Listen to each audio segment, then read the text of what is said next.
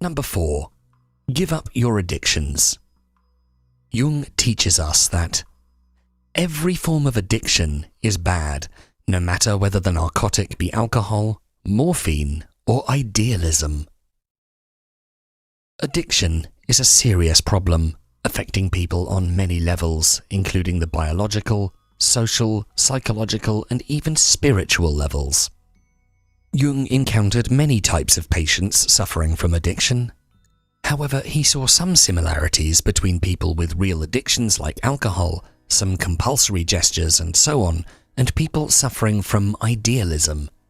We sometimes become fixated on some ideal views over life, avoiding seeing that reality is completely different than that rosy picture.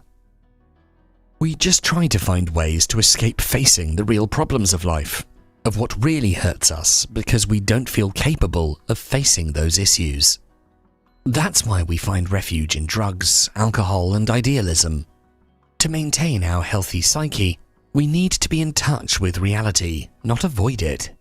If you don't like that you're overweight and unsuccessful in life, don't waste your days with narcotics, drugs, alcohol, or idealism, but rather have the courage to face reality, make a plan to change the situation, apply more aggressively to jobs, and consistently follow a workout routine. If you continue to spend your days partially unconscious or stuck in some damaging idealism, you can't get in touch with your real self. You can't think of any solution of how to get unstuck from the situation you're in and start developing a plan to change your life into a life which better reflects yourself and gives you the chance to realize your potential. Number 5. Be honest about your capabilities. Jung considers that you are what you do, not what you say you'll do. As a psychoanalyst, Jung always saw through his patients, no matter what they pretended to be. We are almost never who we pretend to be. What we do speaks for oneself much louder than anything we communicate verbally. The process of individuation which Jung wrote about implies aligning your actions with your ideal about yourself. We're born with a self which needs a lifetime to be brought to a full realization. At the beginning of life, we're not even sure who we want to be. Jung considered that the first stage of life is dedicated to both ego development and personal development, the image we show to the world. However, we need the second stage as well, the stage when we should reach a full integration of ourself.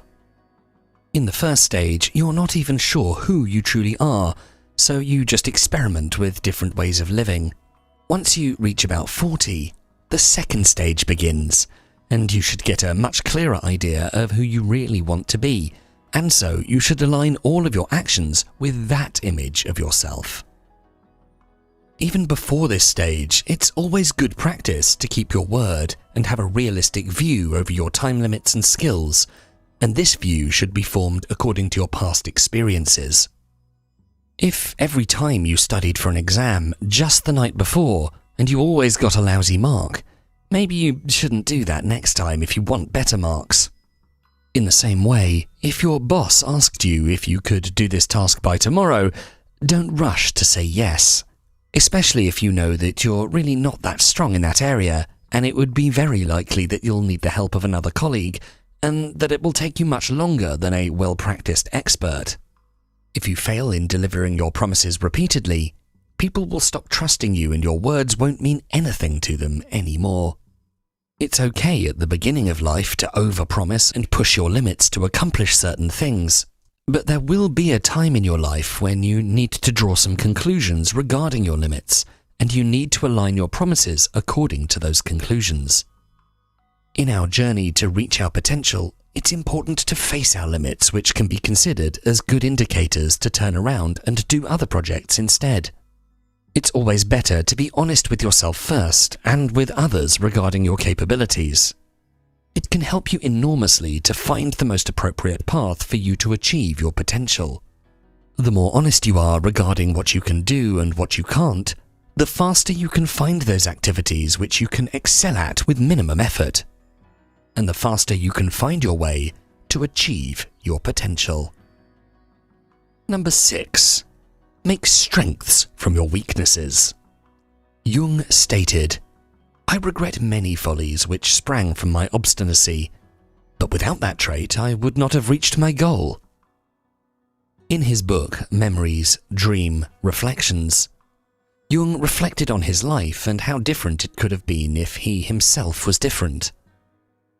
He considered himself being too obstinate, stubborn, but at the same time he acknowledged that without his stubbornness, he would not have reached such successes in his life as he did.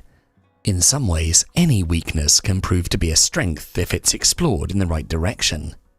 Perhaps outside the professional world, Jung's obstinacy was wrongly placed, but in professional life, this proved to be the best tool to achieve success. As long as you are going through the individuation process, your life would be for you as it should be.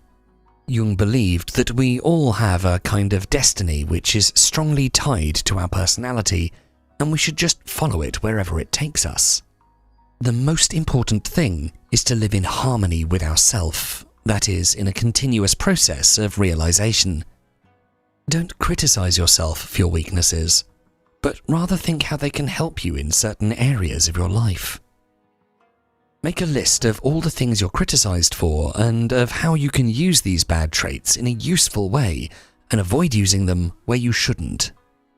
For example, let's say you're a very sensitive person, living more in your imagination, and others used to criticize you for your lack of practical skills, that you don't even know how to fix a common problem in your household. Instead of fighting with yourself, trying to prove others wrong and focusing on upgrading your practical skills, you should turn your focus to your creative side, towards your imagination. Perhaps you can discover that there's a great artist living inside you who just needs the right tools to come out. Perhaps you could be a great painter, a musician, or a great writer. It's much better to work around your skills and make sure they're directed in the right way than to focus on fixing your weaknesses. Number 7. Find a connection to the infinite. As we learn from Jung, the decisive question for man is he related to something infinite or not? That is the telling question of his life. Although Jung liked to be viewed as a man of science, his work has deep metaphysical implications. This is due to the fact that he could see many of people's problems could be solved if they were able to add a metaphysical dimension to their life. It can be religion or another type of spirituality. When our life is understood in the context of something bigger than ourselves, our life gets more meaning and we start to feel more secure and happier, stronger to tackle life's problems. Even if you're not religious or particularly spiritual, it's recommended by Jung to link your existence to something infinite. Perhaps you could think about the universe and how everything is connected, coming from the same source, including every human being that has and will ever exist. The effort you put into your work, the kindness you show to humans around you can be reinforced by the thought that you're part of this human species and your life matters. You're one of the millions of forms through which our species evolved and continues to expand. Looking at all the amazing advancements of human civilizations can leave us amazed and fascinated, and we can feel grateful that we're part of this human civilization. Some people can see the infinite in their faith, in God. Some in the mysteries of the universe. Some can see the infinite in their children, our successors who will continue to expand human civilization. The infinite can be described as anything which gives you a meaning beyond your time-limited existence. Your connection to this infinite can boost your desire to want to reach your potential here on Earth and give your contribution to human society, whatever your primary reason might be, whether that's religious, spiritual, or otherwise. Number 8. Make time for deep reflections. In our final quote from Jung for this video, he says, "You must be alone to find out what supports you when you find that you cannot support yourself." Jung has personally seen solitude as one of the best ways to heal oneself and he even said that solitude makes life worth living. To find happiness and realize our potential, we need to live in harmony with our inner demands, and solitude is the best occasion to discover what our inner demands are. This is especially true when you face difficulties in life and feel helpless. You should go into solitude to reflect on what can give you meaning in life, what can support you emotionally, and what steps you should take next to realize your true potential. Maybe a stroll by the lake can make you understand that life's beauty doesn't rely on how many bucks you have in your wallet or how many titles you hold, but on the happiness and the state of peace you feel when you have most of your affairs in order. That you perform in life those activities which make you feel happy and fulfilled, helping you realize your potential. Think of what activities make you happy. Don't hold back. Imagine money was no object. What truly makes you happy? Identify that, and you're now free to stop and think, to find ways to focus your energy on those activities which help you realize your potential. Realizing your potential is a journey, and solitude can provide moments of reflection that can help you assess how far you are on this journey and what you should do to advance more. If you enjoyed this video, please make sure to check out the full Philosophies for Life playlist, and for more videos to help you find success and happiness using ancient philosophical wisdom, don't forget to subscribe. Thanks so much for watching.